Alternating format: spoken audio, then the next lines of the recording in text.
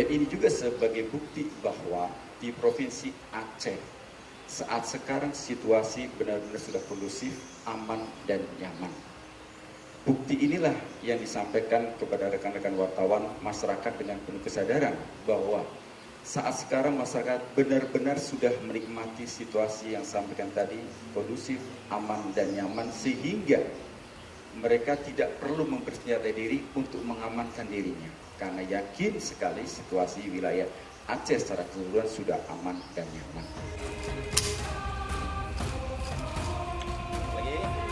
Lagi yang lain.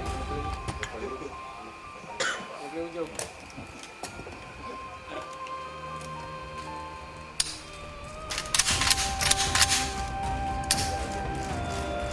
Masih bagus. Lepas kondisi kayak gini, kalau lepas aja kayak gini kena karat, tidak terpelihara. Ini juga rata-rata kan tebel, jadi ditahan beberapa tahun pun nggak apa-apa.